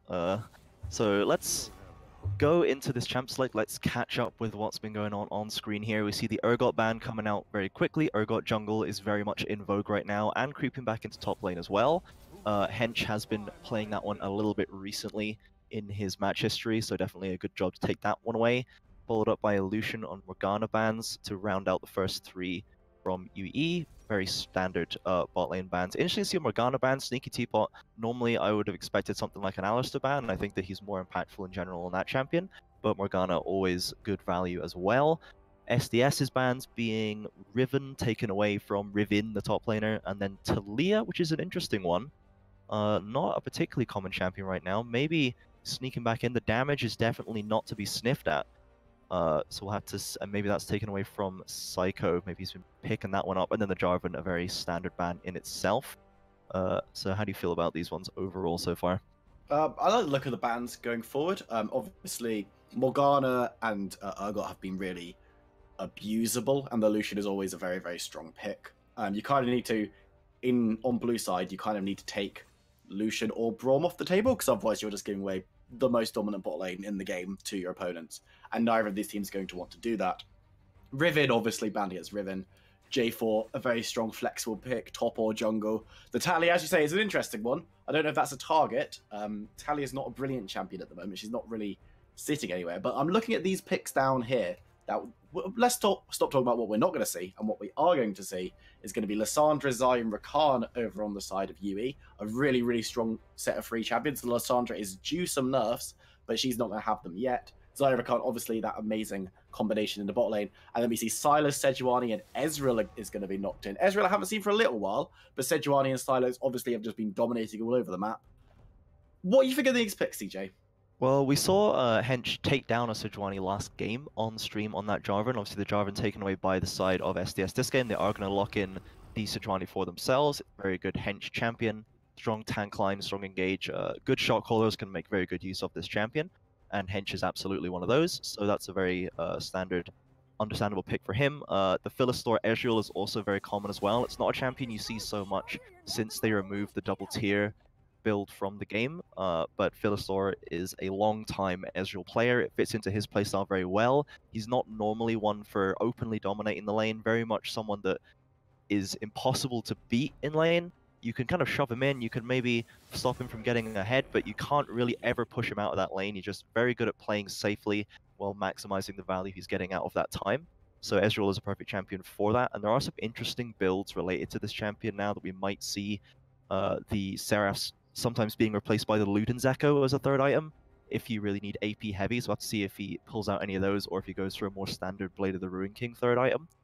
And that is matched up with a Sylas mid lane. So we saw Nidalee hovering the Nidalee a little earlier, maybe probably just playing on his name there. Unlikely to see that one in the mid lane anytime soon, but the Sylas still a very strong pick with the hijack taking those ultimates away. And if you look at the ultimates on the side of UE, they have Rakan, which synergizes incredibly well with Sylas because he's really diving in, getting into melee range, and then Xayah gives him another free escape as well. You can't use the Blade Caller, so he doesn't really get the maximum value out of that Xayah ultimate, just because you don't really have the E to come back from the feathers. It's basically just a get out of jail free card at that point, which is definitely still valuable for him. And then Lissandra as well. Good defensive and offensive capabilities there. It's interesting to see. We have seen Sneaky Teapot take that Alistar as well, that I imagined he would. The Tom was taken away from him, but I think that Alistar really would have been a better ban. Either swap the Morgana or the Tom out, because I think Teapot's Alistar is a force to be reckoned with, and Yui's going to have to be very scared of it this game. Yeah, you've got to be terrified of Sneaky Teapot on that Alistar, but Ezreal Tahm Kench is probably the safest, or in the words of the famous Dr. Casts, most insecure lanes that you'll ever see in your life. So forcing him off the Tahm Kench means that you can actually gank that lane at some point. Whereas with the Tahm Kench and the Ezreal, it's very, very difficult to do so. We're going to see the Sion and the Nunu and Willem locked in to finalize this UE comp. And the Kale instantly locked in over on the side of what I assume will be Mammal, which is going to create a really interesting situation here. So UE have got they've finalized their comp with a couple of really big tanky boys who are going to be able to engage very easily. You've got the biggest snowball ever and the Sion coming in, running down that lane to smash in as well. That's going to be some great engage with the Lasagna, Xayah, Rakan. They're all looking to fight. That is an insane team fight from them, actually. Just looking across the board, insane. It looks like it might actually be Sylas top on the side of SDS. They've got some power picks, and they can go for, oh, nope, they swapped it. Never mind. I got baited out, smarted. On the side of SDS, they also have quite good champions there, but they might be looking for a bit more of a split push with that Kale coming through. There's not really going to be anyone on the side of you who's going to be able to stop that when it gets rolling at 16. These two comps are looking juicy, is all I can say. Which comp do you like better, CJ? Honestly, if I look at it, I feel like I prefer SDS's comp here. I think the side of UE really just seems to be lacking a bit of damage to me. I think that Lissandra is a very strong champion, but unless it gets really snowballing far ahead, not really able to burst. And if you look at the side of SDS, they have the Ezreal, super hard to lock down, naturally develops into more tankiness early on in the game. Sylas has the cleanse and insane self-healing. Kale has the Kale ultimate, which is a very good option when you see the Alessandra coming in for you, and then Sejuani and Alistar can literally just walk away and do not give a single anything about the Lissandra ult coming in. So I feel like there's not a huge amount of value that Lissandra is going to be able to get this game unless SDS misplays. And then once you've done that, the only real damage coming out of them is Xayah. So Xayah's nothing to be sniffed at. I mean, it's not really a hyper carry, but it does scale well into the late game. Rakan obviously helping her through that lane and having a strong early game in that duo. But I think that really they're going to come to a point where they're just not going to be able to kill Hench and Teapot. And then the engage tools that they have on the side of SDS are really good as well to match the side of E. So I think they both have very strong engage front lines, but SDS have the damage to follow it up, and they have the options. They've got all of the Sylas ultimates as well. So if you think that he also is going to have the Sion ultimate and the Nunu ultimate as well, he has so much strong engage just because of the amount of engage that UE have drafted for themselves. It's now also become Nidalee's engage tool. And I think that Mammal is going to scale up. I don't think the Sion is going to be able to bully the Kale too hard. It's going to shove him in. Kale's probably going to lose some waves under tower, but if Mammal knows what he's doing with this champion, he will just take that L and then come back at level 11, 13, 16, and then follow up on the engages that his team are able to find. And I think that he's just going to push through this win with damage that UE just really don't have. Yeah, they are looking pretty light on the damage front. But again, they are looking pretty heavy on the engage frontline front. And if they can get a team fight going, and if Xayah can sit at the back, there's a lot of ways for them to keep the Xayah alive in fights, because there's not really anyone. There's the Ezreal and the Sylas who could try and like bust through the team fight to try and get to the Xayah. But if the John Dart is positioning well and his team are keeping him alive, Ezreal doesn't really want to be bundling through a team fight because you'll die on your way through. And Sylas can get through. He's got some ability and he's got a little bit to keep him alive. But again, Lissandra's ultimate will be useful. It's not kind of like, oh, this ability doesn't exist anymore because of the combination. So if the John Dart can be kept alive and he can position well, then he could, in theory, be all the damage his team needs. Assuming that Lissandra isn't sitting there 0-17-0 and not doing anything, and assuming that his front line can stay alive. But Sion and Nunu are two really, really tanky guys. And obviously you've got the tanky line of SQ1 and Alistair over on the side of Seadogs as well.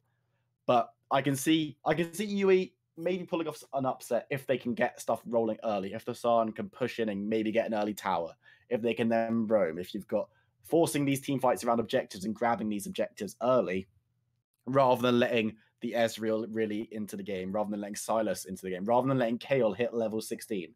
Because we all know Kayle isn't really a champion until level 11. Like, she doesn't exist in the game until level 11. If the Kayle gets a single kill, okay, I'm going to say it now. If the Kayle gets a single kill before level 11, Seadogs will win. That's the condition. I'm just saying it. That's the condition. If Kayle gets a single kill before 16 or before 11, she wins. And if Kayle hits 16, then she wins. Yeah. Basically. That's good. Yeah, go ahead. Oh, I was going to say, because she just gets, at 16, obviously, she's always get those waves of true damage coming out of her auto attacks. And it doesn't matter how big your Sard or your Will Empire at that point, they just die. And if you're not killing the Kayle, you just die. And they haven't got that. UE don't have that many tools to get onto the Kayle and kill her, except for Lissandra ulting her and then Xayah auto attacking her. But how your Xayah and your Lissandra getting onto the Kayle and being able to freely auto attack her is, if that happens, then SDS deserve to lose, basically. Yeah, I feel like it's so much effort for them to get onto the Kayle at this point. Like when it hits 16, you really have to commit your entire team to killing it, because if you do not go 100% to kill this Kayle, she's gonna live. She's gonna use the ultimate. She's gonna walk away. The heal is actually incredibly strong late game, and then she's just gonna burst out the true damage as you were talking about. She's gonna rip through your team and kill her. So by that point, Ezreal and Sylas will have free reign to do whatever they want while this is going on. I think that's what's gonna tip it in the favor of SDS when it comes to these late game fights. And you were saying earlier that it's really down to Ezreal and Sylas to come through and try and deal with Jonar and to kill him off early in fights. And we're guaranteed not going to see Philistore pulling that. It's really just not the kind of play that he likes to make. So at least in the early and mid game, Jonar does have a lot of tools to stay alive, and he could be in a very good position to carry mid-game fights on this champion, assuming the bot lane goes in their favor. But I think that, yeah, this game is very much on a timer, even more so than perhaps it would have been before, because this Kayle is just such a threat coming into the latter stages of this one that I'm gonna need to see some proactive plays out of UE. They're gonna have to take this game by the horns and push it and win it themselves. They cannot sit around and wait for SDS to make a mistake. They don't tend to do that much. They're not a hugely over-aggressive, fight you all the time kind of team. They're unlikely to step out and make unforced errors. So we're gonna have to see UE taking it to them and abusing the admittedly very strong CC options that they have on this team while we're still relatively early. No one's had a chance to build up that much tankiness yet. So we'll have to see if they can pull this one off. Bot lane is going to be really important this game in general.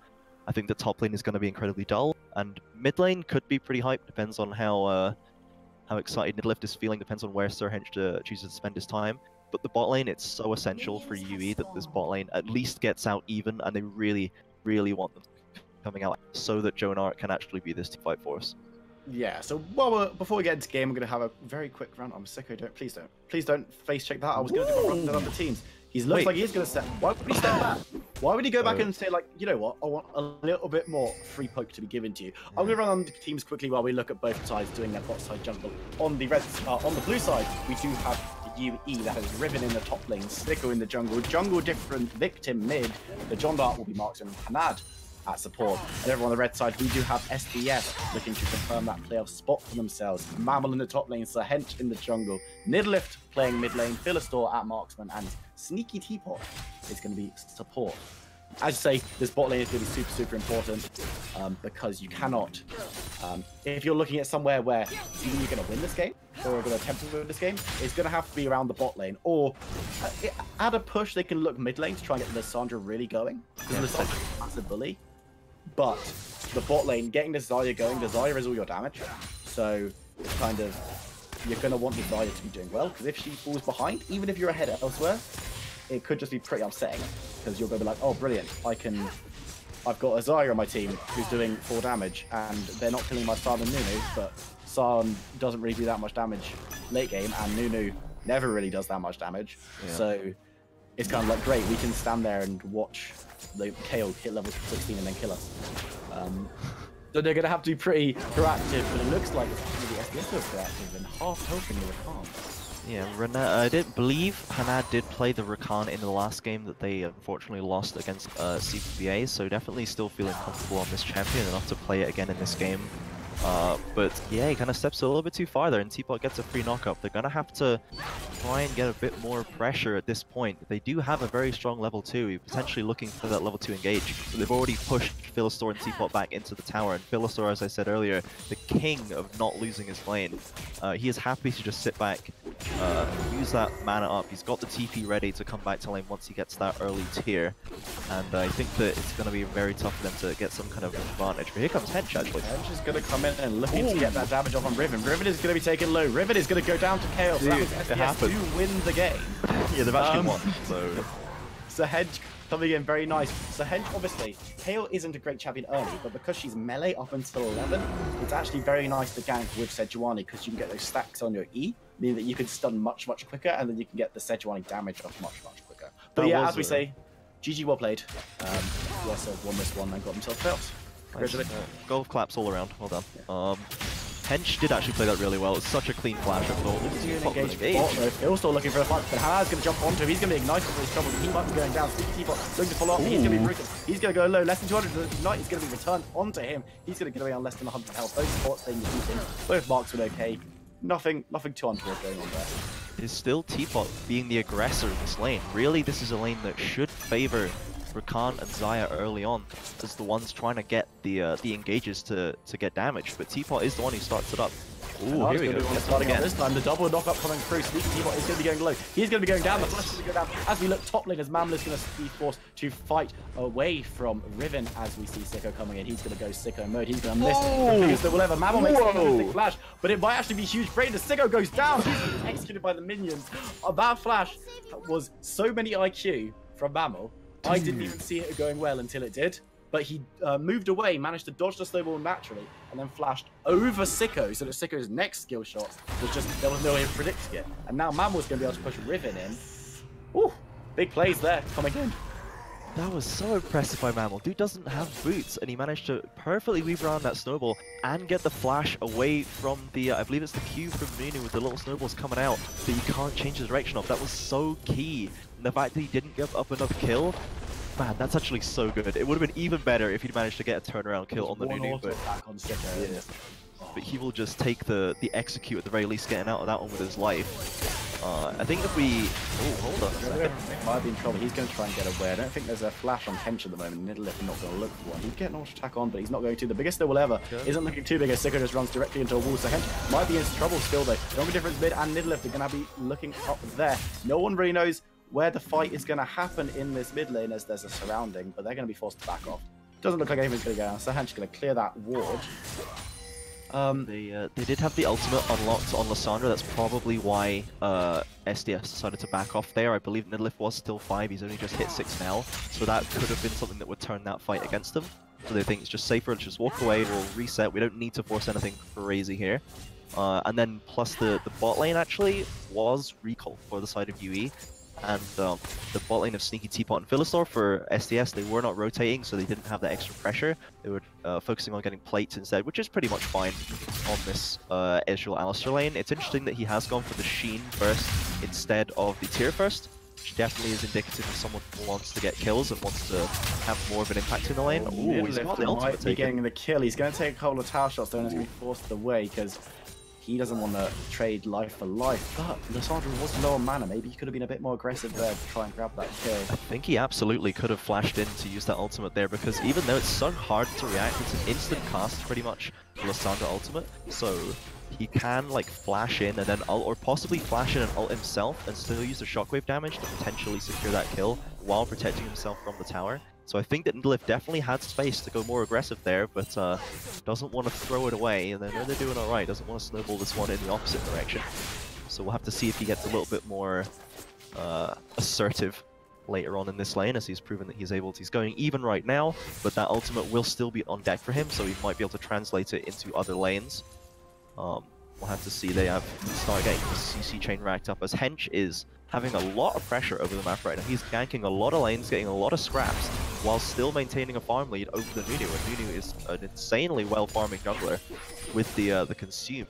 So very good job to Hench actually so far in this game. Ooh, he does get caught by that one. So we're going to go bot though. Tenard uses his ultimate. He's going to try and get the kill. Alistair's only level 5, so he's going to be going down. It's going to be Hanad picking up that one as he Philister back off the safety of his tower. Jonah and Hanad both half health, but you did see a little bit of a fight happening in the jungle there. We're now moving top to see if there's going to be anything happening there. There won't be, because it's KO though. Snowball coming in. Midlift looking for a fight. We're seeing the Snowball going in top, but right now we are watching mid and Midlift and jungle difference fight each other. The Sigur's going to run the ball into the wall once again. The other is coming out straight from him. Now we're doing a lot of damage. Riven is going to be taking low. Riven is going to be smited. And Riven on Sarn is going to go down. Mabel's very low, and Sarn chase. Sigur's there as well. Sigur's going to be forced to flash away. Ooh! Now we see Mabel with no ultimate. He's going to be taken down. Sarn doing most of the damage, but it's going to be Sigurd fighting down for the kill. That is a 2-for-1 trade over on the side of UE, who takes the 4-for-2 lead over the entire game in terms of kills, but they're still behind a couple of 100 goals. That was very tight there. Very close fight. Sicko is not having a great time landing these snowballs. Just kind of zones him out, and Mammal has the freedom to use the ultimate. Very nice use of the ultimates by Hench and Mammal. Almost get away with it, but the Scion passive catching, and then the flash from Hench is just mistimed by a hair. It's loses his flash and still dies to the auto attack from Scion. That's a bit of a feels bad man for him, and Nunu and Scion are able to take the overall win in that game. In that lane, I should say, and then that's compounded with the kill that they managed to get bot lane. Jonah and Hanad using that level 6 activation very well, pretty much level 6, instantly popping those ultimates. Hanad having no hesitation going in. Teapot not without his ultimate, I should say. Can't really get away from it. They do get another kill on that bot lane, so it is starting to swing more in their favor. Teapot's still not level 6. He's going to have to get that one quickly, or he's going to get very punished by this combination, as Jonah and Hanad are already level 7. So this bot lane is going how UE wanted it to go. They've managed to take the lead. We'll have to see if they can turn this into plates, maybe Dragon as well, and use this pressure advantage. But so far, UE's got to be pretty happy with this lane. So Hendra was trying to make a little bit of pressure happen top, but nothing was going to come of it yet. He's standing on top of the ward. He's just going to clear that one out. But yeah, UE, the bot lane for them is definitely doing what they want to do. The mid lane is also, they've got a small farm lead. That's probably looking reasonably nice for them as well. But top lane at the moment is not going the way they want it at all.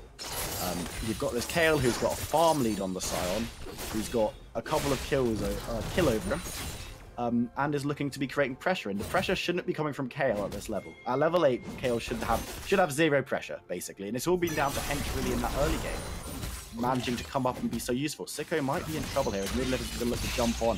Did he steal that? He did manage to steal that. Wow. Grabbing that away from Sicko. But Sicko is going to be looking for revenge, but Sir Hench is there. I don't know if he's gone a bit deep. He might be stunned up with one more attack. He's going to be stunned up. The damage is going to be coming down. The other is coming down from both of them. And it's going to be Lindley popping that one first, expecting killing Lindley with his old ultimate. And now we're going to see Jungle Difference Dixon maybe being the victim of Jungle Difference right here. He's going to go down. Hench is going to pick that one up himself.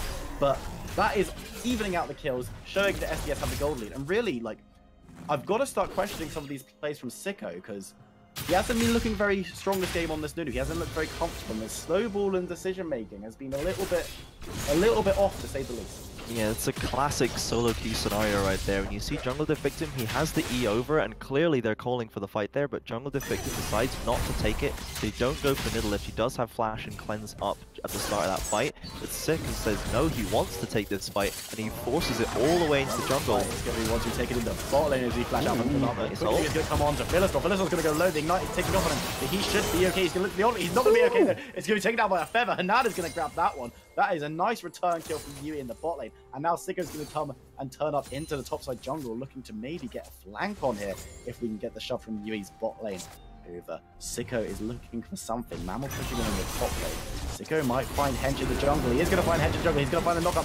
Sneaky T-Bot has gone on to John out though. As the teleport coming in, Hanada's going to jump around, but he's still going to be stunned. There's going to be root on T-Bot and Hench as Philistore turns up and uses that ult that he didn't get to use in the last fight. Hanada's solo. They're going to look to get the red blood. All of them are going to go over. Philistore looking for that little shot onto Hanad. He's not going to land it instead hitting John Dart. No kills there, but a very nice play as Middle Lift is going to look to fight this Sandra. He's just going to pop away, claw away, say no thank you. I'm a leave. But very, very well played from Yui, managing to turn a gank into a kill and then not being caught when their own gank turned it down. Yeah, it was actually very good confidence there from Hanad, going in, knowing he can go onto the Ezreal, takes that 3v2, chooses to take the fight, uses the Ignite and gets that kill, forces the TP out as well. He is going to get away, I think, just going to have to be forced to recall, hopefully. But then they played that gank incredibly well as well. Sicko takes the tower aggro, and then unfortunately Alistar's ult does keep them alive. They force the TP out, and they don't lose anybody. Good use of the blast cone as well there. So, ooh, and a return gank. Well, here is Philistore and Sneaky T-Bot are overextended. They're both going to be forced to flash instantly to stop the Hanad knock up for them, and Sicko is looking to chase. He's not going to get anything though. His middle lift is going to maintain the pressure that he got mid, obviously forcing out the jungle difference Victim ultimate earlier. In fact, no, I've been baited. Midlift used his own ultimate on jungle difference. Then he's going to jump through. He's going to get a start, but Midlift is going to be he's going to get killed anyway. Now Sicko's coming in, so Hench and Midlift are both pretty low, but they both managed to drop a snowball. Once again, so Hench is going to be going low. He's going to go down, but now Sicko might be in trouble. As we Midlift doing so much damage onto the big Yeti boy, but it's not going to be enough, and they're going to part way as friends. 1 kill return each, as Hanad might be coming in to help Sicko out, but Midlift's going to be able to jump over that wall. Nothing else coming of that. 1 kill traded, 1 kill earned, and it's going to be the gold lead still on the side of Seadogs. Yeah, very close fight there. If only that 1 tower shot on Sir Hench, meaning that Sicko can close it out after Jungle Diff Victim uses his ultimate on middle left at the exact moment that Hench comes over the wall. So a little bit unlucky timing for the side of SDS there. Otherwise they'd be able to clean that one up a lot faster, take less tower damage, and then Sicko wouldn't be able to get a return kill. So very tight game, as we saw top lane as well, and some of these bot lane fights. This is absolutely a game of inches, and the gold lead is still very close. Kills almost even, no towers taken yet. I think the only tower that looks looking close to going down is bot lane for the side of PE. They're about to get that one, I think. Yeah, it's preparation for a dive or a gank or something going on in the bot lane. But in general, this is such a close game right now, and I think this is... I'm not really sure who this favors. I think it honestly favors SDS, as we said before, because they have that scaling option with the Kayle, who's got that Gunblade completed, and is pretty comfortable just farming it up in this top lane. Has no pressure to really do anything after all of the fights and the scraps are really shifting towards this mid lane. Looking to fight. Sicko's coming in as well, so Hench is going to be the first jungler to react there, and he's going to manage to start the start. Oh, nice! He's going to ult on such a low health. Now Midlift's going to be in trouble. Now the ultimate's coming out from Nunu. Both of Nunu takes ultimate. Oh! Maybe Lasada jungle difference. Victim turning that down. Such a clutch ultimate from them. But we might see returning fighters as we see Mammal turning up onto the scene. He is now ranged level 11, meaning that he has got his ranged auto attack and might be looking to get them on jungle difference. He is going to be able to get that. The flash forward was very nice from Mammal, managed to pick up that one. Again, 1 kill traded, 1 kill earned, but the advantage still has to be an SDS in camp.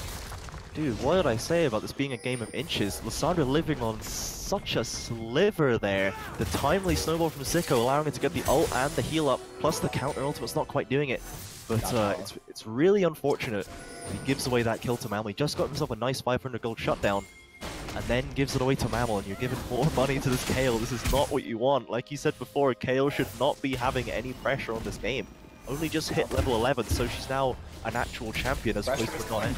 But as we see Sneaky Teapot jumping in to try and defend his tower, their tower is already going so low, and Snap is looking to get those last shots. He's going to chase his life, and now it's a 3v2 fight as Teapot, Philistore, Nidlip chase down Sicko and Jollart. Jollart is ahead, Sicko is trying to take these damages. He's using the lever to try and get away. He's going to Tokyo drift out, but he is just going to go down as the Nidlip not taking the bait. Should have taken the bait as the big fish John Dark kills him. We're going to see one kill traded for one as Nidlip does go down onto that tower. Anad did die, and now that tower is going to be taken to return. The first tower block did go over to Yui. That was... What? This is so close, dude. Every single fight could go 7 different ways. That was so... I thought it would... Oh, he's going back in again. Going back in again. Teapot is going to be able to get that knock up onto Sicko. Sicko's going to be taking that health. Another Jonar is going to be there to chase on. I don't think anything's going to come of that, though, as no one really wants to get in the way of these marksmen right now. I don't think the marksmen really want to get in the way of these tanks right now. But we do see a tower returned as Jungle Difference Victim gets the second one for Yui, and they're trying to be a bit of an accelerated team right now. They're trying to accelerate towards this mid to late game because they want to get this game as closed out as possible before KL hits 16 and starts melting people. Jonar is playing so well this game. He's dealing with this pressure incredibly well. I guess it's an interesting use of the Xayah ult there. Maybe he just didn't want it, honestly. Just wants to get that out of there so that he can have space for an actual useful one, because that ultimate is really just not much of a factor on the champion. As you say, the towers have now gone 2-1 in the favor of Yui, but the gold lead is still slowly stretching away from them. It's probably due to this double Kleptomancy they have, and the Kayle, who is extending a farm lead over Sion now, with that Kleptomancy on deck, plus Ezreal as well getting value out of that one, keeping up a very respectable farm number. Despite all of the fights and the pressure that's been going on in this lane, he has been consistent as always. Anad showing a little bit of over-aggression there at the start of that fight bot lane, maybe getting a bit too excited. They've been winning so many fights bot lane that it's probably pretty hard to tell that you're actually still even in gold.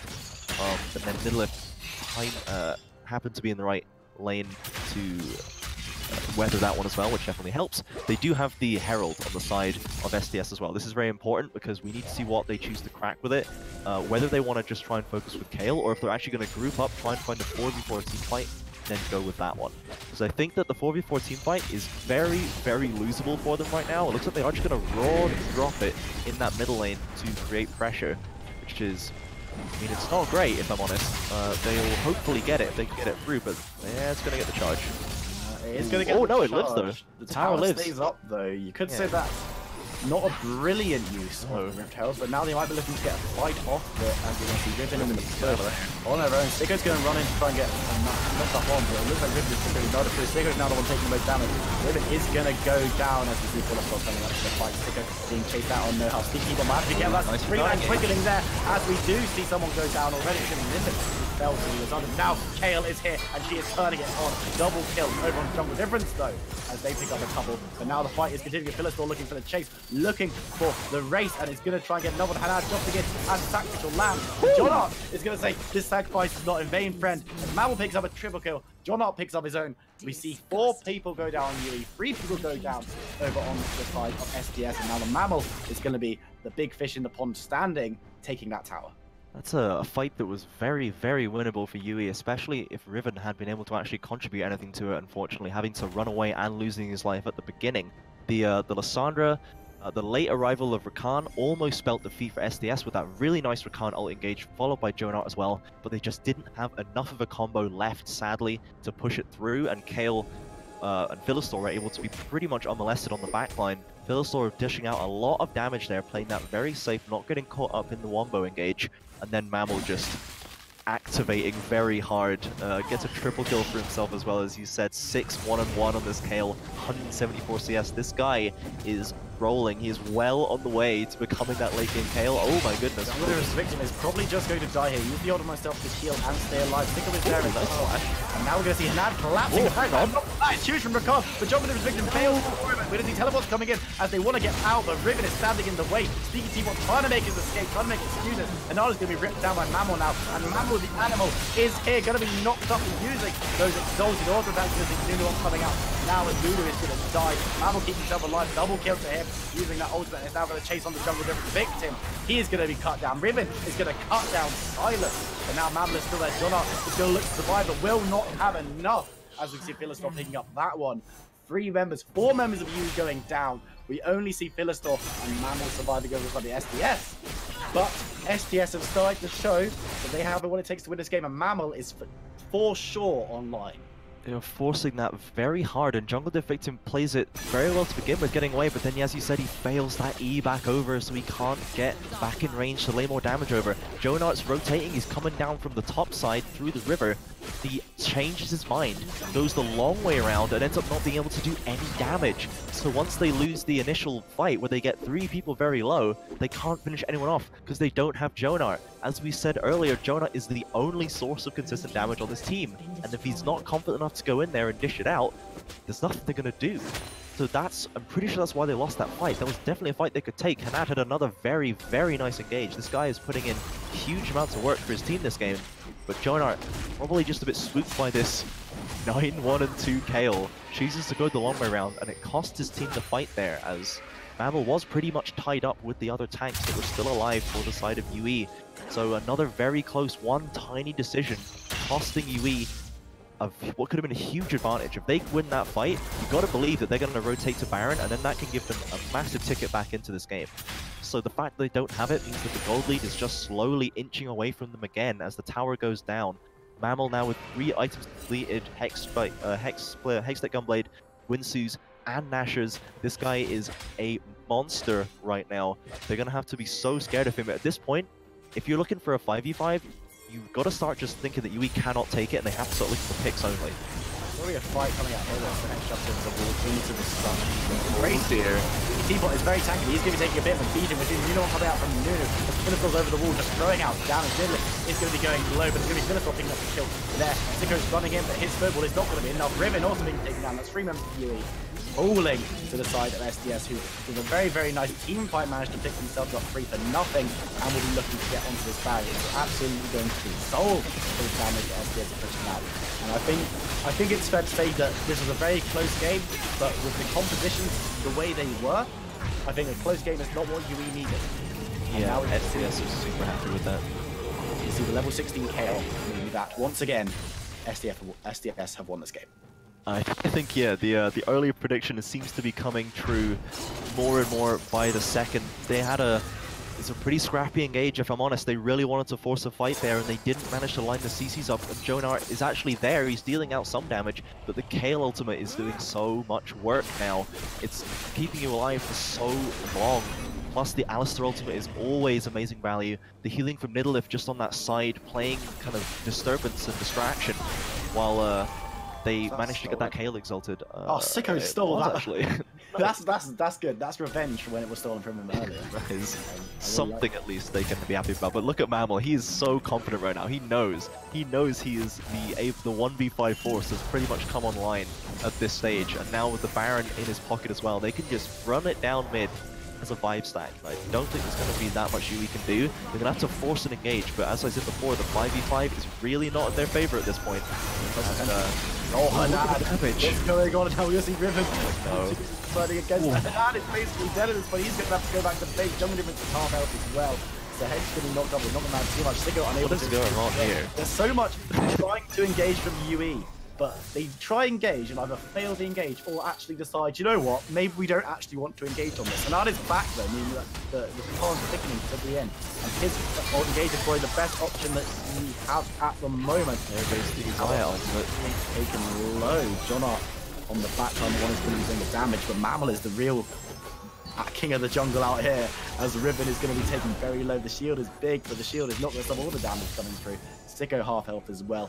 It's just going to be a slow siege coming in here as the cannon creep is going to stay alive. So Hedge blocking for it with one of those skill shots. Phil is still there on the backline trying to poke out the defenders of this tower.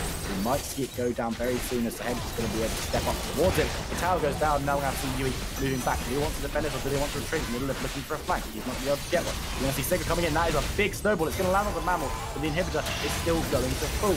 Are we going to see them pushing forward for more? We might. They've got a full wave, but no. Looks like STS want to play it safely and they want to back off. They're going to look towards the bot lane where they can try and get another tower for themselves rather than pushing fully into the base of UE. But UE were never able to pull the trigger at any point in that fight. And even when Riven managed to hit the ultimate, it just looked like he wasn't sure that he wanted to go in. The communication needs to be better and they need to be more decisive and brave with their decision making, or this game's already done.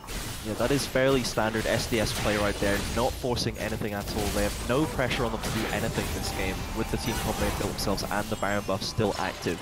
So they just push it in, abuse the counter mechanics, use the wave, collect that inhibitor, walk away. They've gone back to bot lane. Riven put himself in a bad position here. He's going to be able to walk away from this one, but that's another locket lost for him, which is not ideal. And they're trying, as you said, they're really trying to get it engaged, but it's so hard to do, and they're not doing it together. It seems like every now and again, one of their team members thinks they can spy and engage and goes, oh, let's do it. They run in, they fluff it. Everyone else just kind of watches and goes, well, what the hell was that, mate? And then everyone just walks away. The engage. Speaking of what the hell was that, mate? Missing that ultimate. It's not going to matter too much. They don't manage to get the fight that they want. John Art is in mid lane though, so he's not going to be able to counter the fight immediately. Sicko is coming in with a big snowball. He's coming in fast. He lands it on 2 as of it's there. He's got to go golden now. Here's the fight that may end. Oh, fuck. Mabel is there. Ripped in through. That's a massive engagement coming in from UE. Minotaur is going to be able to stay alive. Hench's ripped through. Nidalee is going to be trying to jump in onto Haran. T-Bot is next coming in. That is massive. Double kill. Go for Nidalee. He's going to go below. The John Art is here. Philistore is going to be chased out of town. The last member of Seadogs alive, and that is going to be taken very low. Going to have to move away so he doesn't get slowed and killed. But Yui managed to live to fight another day. The engage came out from Seadogs and Yui at around the same time, but it was maybe the missed ult from Hench was more important than we thought it would be. Yeah. And Seadogs are forced away. How appropriate it is that Jonah and Hanad are the 2 left alive here. They are trying to carry this game. They have the whole of their team on their backs right now, and it was so well played. Hanad is... I don't even care, dude. The game's not even over. Hanad's the MVP of this game.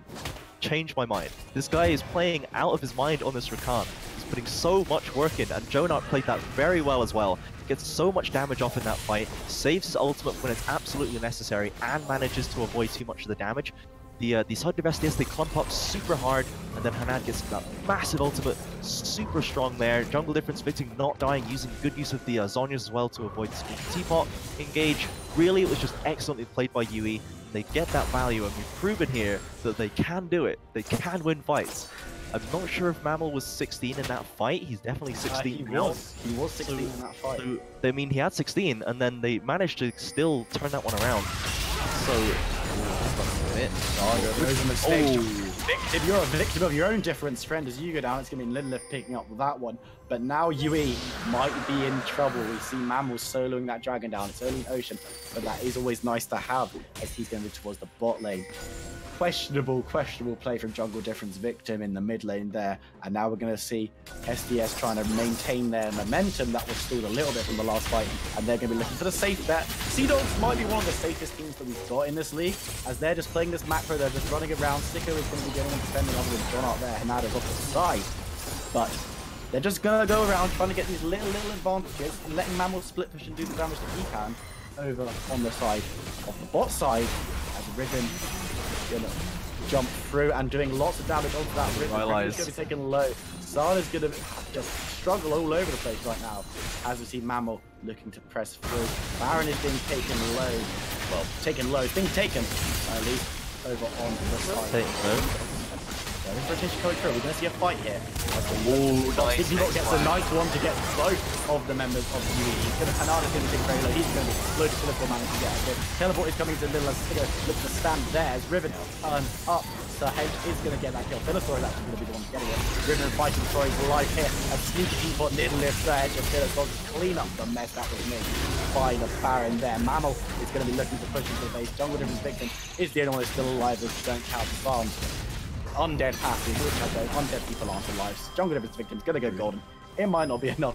Mammal is gonna be looking to get some damage on the face. I'm saying it here. Undead lives don't matter. Mammal picks up the ace for his team. Seadogs, and they're gonna look to push in. I don't see any way out of this degree. They're all dead. They're just gonna have to stab on his own. He's been trying to carry his team all game. Can he take it? Last time. And he's gonna jump in. He's not. He's going to play KDA defense as he managed to dodge the henchman on. But one last time, Seadogs confirmed their place at playoffs after 30 minutes here. And that is the end of the road for UE, at least for this split. But UE, of course, they are safe from relegation as far as I'm aware. So they'll be happy to just sit back, look at this split, and hopefully go on next split and do even better, considering a lot of their good performances were in the second half of this split. Yeah, very true. They were definitely on making a bit of a run in that second half. The revived UE, making waves here. But I think if we even just look back at that last Dragon play, that Baron play, Sneaky Teapot, excellent use of vision there. Hex flashing over the wall gets both of the bot lane in it, and that's really what swung that one fight in that bot lane 5v5 for them, was the fact that the bot lane were allowed to execute on their game plan perfectly. Teapot catching them out. There's just nothing really they can do. Plus, they have the man disadvantage due to Mammal pulling 2 people down to stop him in that bot lane. Mammal did exert so much pressure over this game. He did manage to get 5 items completed there, 11, 2, and 7, 270 CS on this Kale, getting kill leads in the top lane in the early laning phase, plus managing to snipe out kills and carrying fights himself. However, I stick by my guns here. I'm a man of my word. Hanad is my player of the game for this one. To be fair, Hanad was huge. My goodness, dude, he tried so very hard, and he really deserves more, because that was an excellent Rakan game. And then Jonar as well, very much acquitting himself on that Xayah. I'm glad that Hanad stuck with the Rakan into game 2, because that was a super strong performance here. But it was SDS too strong, as we said in the Champs League. Their comp was just better. They have more options in that late game. And they scaled out. They had a pretty even game, but it wasn't enough to take it, because they just didn't really have the options for UE at the end. SDS just scaled way harder, and then they managed to push through those fights using that scaling. And to be fair, they did play a very nice slow macro game. I really do like SDS as their macro. They're definitely a team after my own heart. Very much like, why would we force a dive when we can just get a tower for free? And they executed on that game plan very well this game too. Team after your own heart, but I would say that kind of game style is very boring. I prefer punching in and going for the jugular at every opportunity, which is at times what SDS were doing this game. To be fair, their engages were quite nice, but when you saw a couple of times when they went for the full team fights, it was UE who usually came out on top. But that does mean that we have our 6 teams locked in for playoffs, I believe. I think. We do indeed. This is Duckling confirmed maths. Right, I'm gonna rattle them off because I'm a good caster for this league. Lao Gamma, Royal Reapers, actually CBA, Team Alpha, Seadogs, and this is the awkward bit where I forget them one. So Lao Gamma, actually CBA, Real Reapers, Team Alpha. GG, Glorious Gaming. Yeah, I knew they changed their name. They confused me. But yes, those are our 16 going forward. And I knew all of them. And I didn't need CJ to help me at all. Definitely. So they will be battling it out with themselves to try and get this first champion of SQ1 Champions League, the first ever split. And then we've got UE as well, just sitting outside of those playoff spots, hoping to do a little bit better next time. I think they do have all the pieces, and now it took them more than other teams a little bit of time to make sure they got all the pieces where they need to be. Which is where maybe teams like Seadogs have the advantage, because Seadogs have been pretty consistent. They've been consistent at their skill level, but I think that game shows that UE aren't out of their depth at all. It also shows that I'm the best caster, because I predicted that Seadogs would win like 2 minutes into that game, and then they went on to win. And the win condition was exactly what I said it was going to be, which was the KO just ripping through people. Indeed. So if anyone, LEC, NALCS, if you guys want to get in touch, DMs are open if you want to slide in, have a little chat with me about who's going to win everything. We come as a duo package though. That's CJ can come too. Yes, you can come with. We're like Medi and Vedi, but significantly worse. Oh boy, accurate but still painful. It's like sad but true. Yeah. But that's going to be us done, and that's going to be SQ1 done for today. I was going to say this week, but it's not done for this week.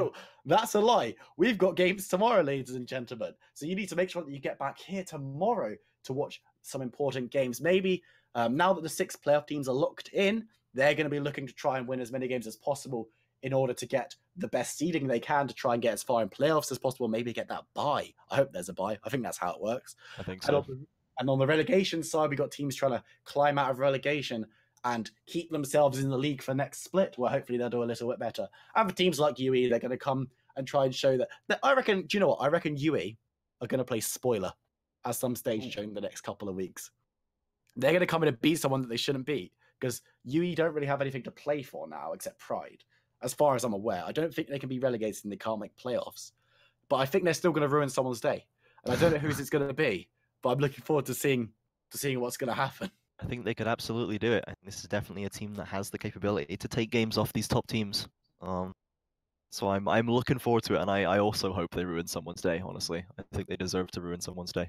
I think they do, but it's saying that UE have been a very strong team in the second half of this split, and congratulations to them for really going from a team that I called out like 5 weeks ago for being relegation, like pretty much guaranteed relegation fodder. In my defense, they signed Sicko after I said that statement, so I wasn't really wrong with their first roster. Yeah. But it's a very strong team now. Definitely not relegation candidates, and their performance here and the performance against some of the other top teams has really shown that. But now we're going to be looking towards the next set of games and just finalizing our lineup and making sure that all the teams do what they need to do so that my predictions were correct over all the other casters, because that's the most important thing. That's the most important thing. In which case, Raw Reapers, get it done, is all I'm going to say. No bias, but get it done. We're going to call that one here, folks. So from me, Viper, and from CJ, thank you very much for staying with us and tuning in. And we'll be back tomorrow for some more quality Square One League of Legends. Thanks for watching. Thanks very much.